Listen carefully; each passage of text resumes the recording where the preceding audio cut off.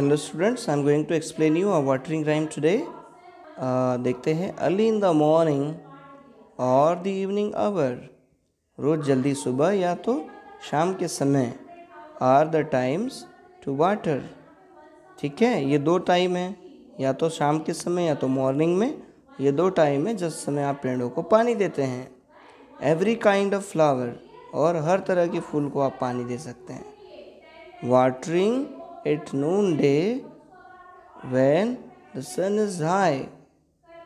Watering the noon day है ना, दोपहर में पानी देना कब? When the sun is high, जब सूर्य बहुत चमक रहा होता है, यानी कि गर्मी के दिन में दोपहर में पानी देना।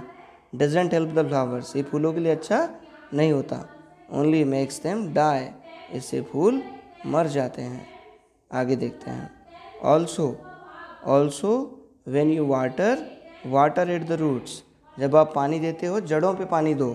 Flowers keep their mouths where we should wear our boots, फूल अपने, ठीक है, flowers keep their mouths where we should wear our boots, हमारे पैर में होते हैं ना जूते हम पाँव में पहनते हैं। इसी तरह से फ्लावर्स का मुंह कहाँ होता है? फ्लावर्स का मुंह होता है उनके पैरों की तरफ, यानी जड़ की तरफ से वो पानी पीते हैं। सोक द अर्थ अराउंड देम, और उसके आसपास की जो ज़मीन गीली होती है उसी से पानी को सोखते हैं, पीते हैं। Then through all the heat, फिर सारी गर्मी से the flowers will have water. Then through all the heat, फिर सारी गर्मी के लिए उनके पास यही पानी होता है। फॉर देयर थर्स्टी फीट, उनके प्यासे पैरों के लिए फिर उनके लिए यही पानी होता है। पियर रूप्स की लिखी हुई पोएम में आगे बढ़ते हैं। फिर से समझ लें कि अर्ली इन द मॉर्निंग और द इवनिंग आवर, रोज़ जल्दी सुबह और शाम के समय, are the times to water, ये समय होता है पानी भरने के लिए, पानी डालने के लिए, पानी देने के लिए पौधों को। एवरी काइंड ऑफ फ्लावर, सुबह और शाम के समय में आप हर तरह के फूलों को पानी दे सकते हैं।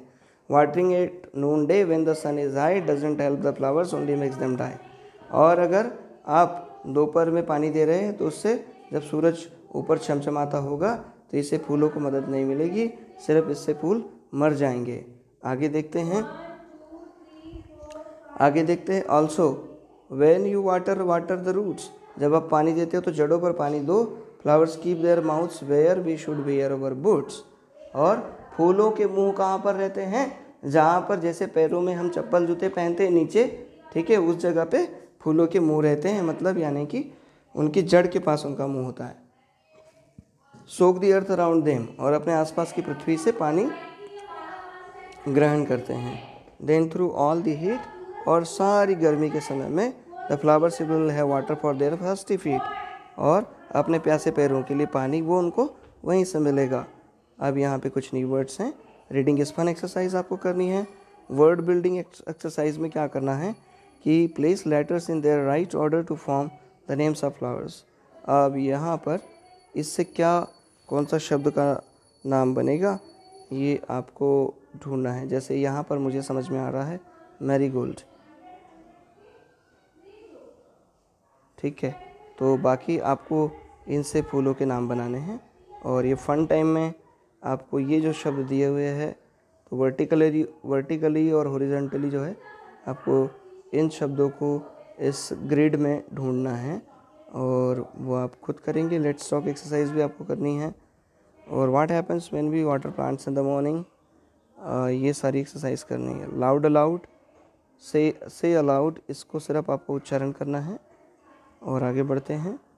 लेट्स राइट एक्सरसाइज आपको बुक में ही करनी है, ठीक है। यहाँ क्या करना है? राइमिंग वर्ड्स लिखने हैं।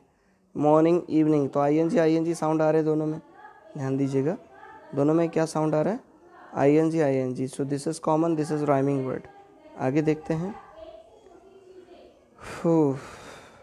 Look for words in the poem which sound like the words given below, तो ऐसे वर्ड्स पोएम से निकाल कर लिखने जिनका साउंड इसी तरह से आता है। चलिए इसके बाद आगे बढ़ते हैं। और फिर ये लास्ट एक्सरसाइज है। In the sentences below the capital letters, commas, full stops and question marks are missing, put these in the correct places.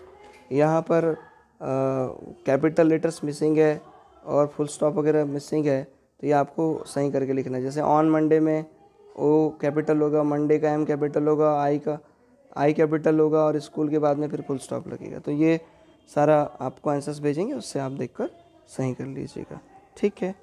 और एक स्टोरी लिखना है, एक स्पीच प्रिपेयर करना है। तो आपको स्पीच प्रिपेयर करनी, prepare a speech giving some reasons why it is important to protect flowers and plants, है ना। प्लांट्स और फ्लावर्स को प्रोटेक्ट करना क्यों ज़रूरी है, इस पर स्पीच लिखेंगे।